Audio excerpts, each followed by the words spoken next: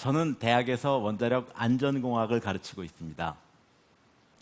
원자력 시설을 어떻게 하면 안전하게 건설하고 운영할 수 있는지를 연구하는 학문인데요.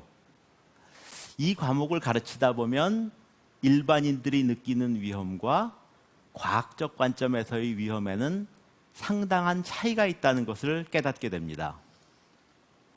과학자들이 말하는 위험은 객관적인 데이터로부터 얻은 결과입니다.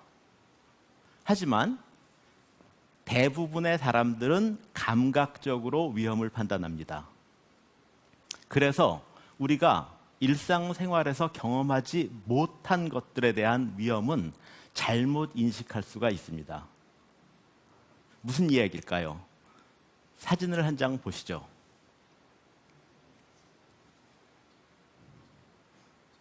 무엇일까요?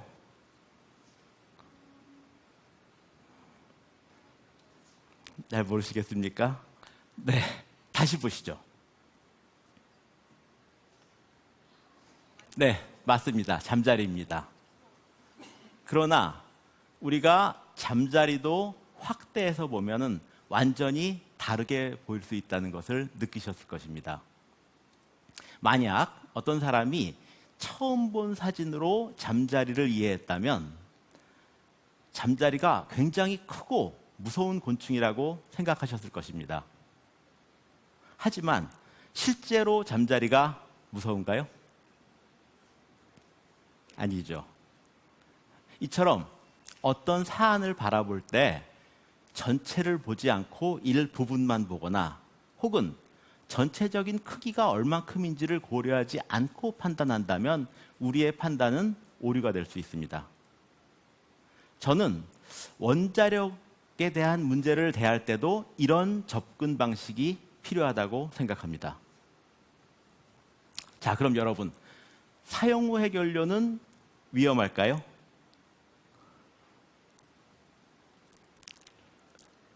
예, 대부분 위험하다고 알고 계시네요. 네, 맞습니다. 위험합니다. 높은 열과 방사선이 나오기 때문입니다. 하지만 그 양은 시간에 따라 빠르게 줄어듭니다. 그래프를 한번 보시죠.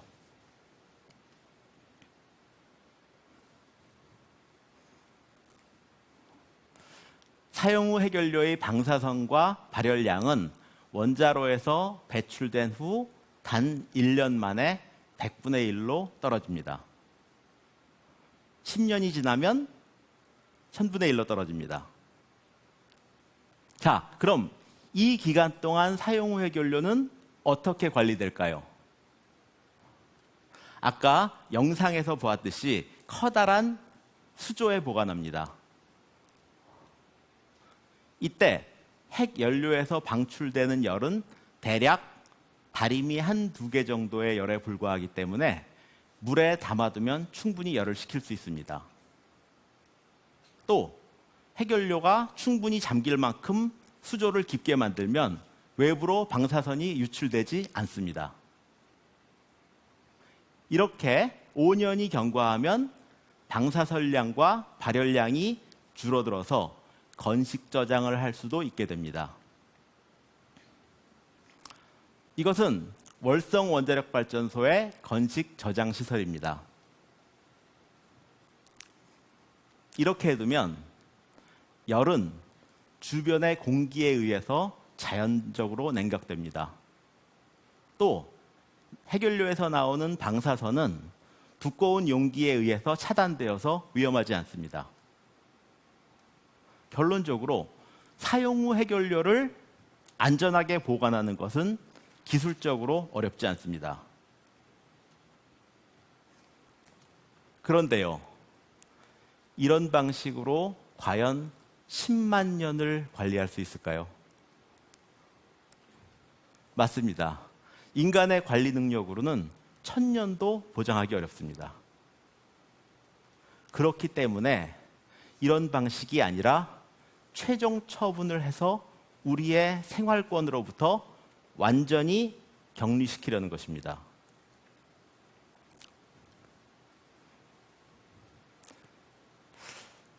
최종 처분이란 안정된 지반을 찾아서 사용 후 해결료를 지하 500m 이상의 깊은 땅 속에 보관하는 것입니다. 500m면 63빌딩 4배 정도의 깊이가 되겠죠. 이렇게 깊이 묻어놓으면 만에 하나 누설이 되더라도 인간의 생활권까지 도달하는데 엄청난 시간이 걸립니다. 그 사이에 방사성 물질의 독성이 없어지는 것입니다. 또한 천연 안반이나 점토층과 같이 부식되지 않는 자연물질로 방벽을 만들게 됩니다.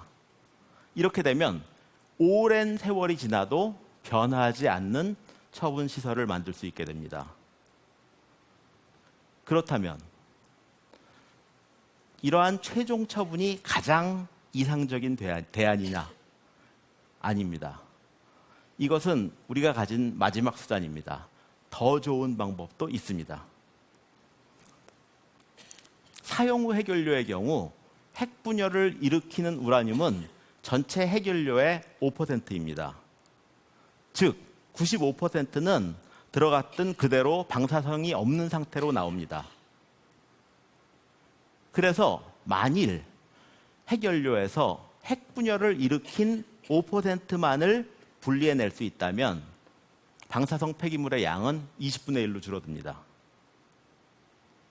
더구나 이 5%의 방사성 폐기물 가운데 10만 년 동안 방사선을 내뿜는 핵종은 0.2%에 불과합니다.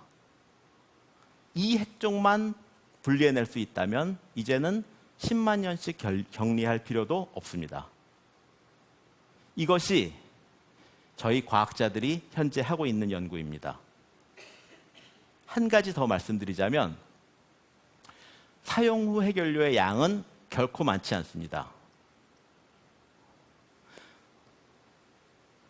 15,000톤입니다. 우리나라는 지난 40년간 전력의 30%를 원자력 발전으로 공급하였습니다. 그래서 나온 사용 후 해결료의 양이 15,000톤입니다.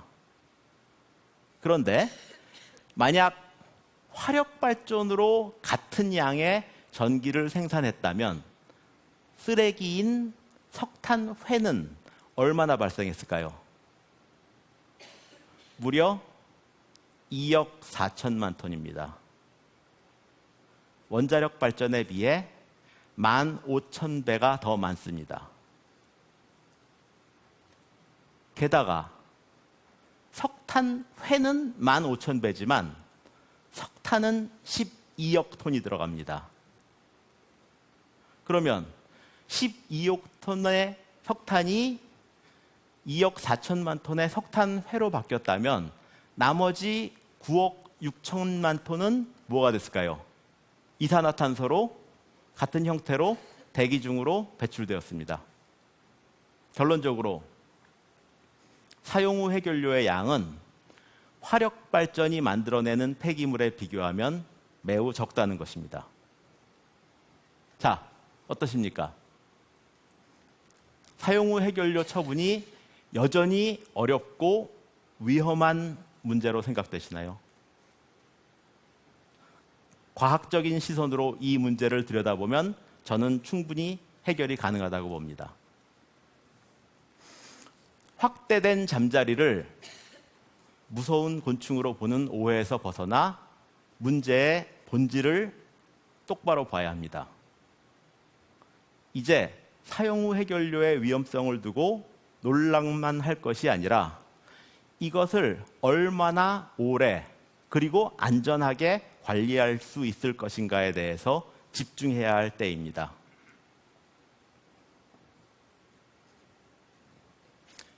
그동안 우리는 인류의 수많은 난제들을 인간의 지혜와 과학의 힘으로 풀어왔습니다.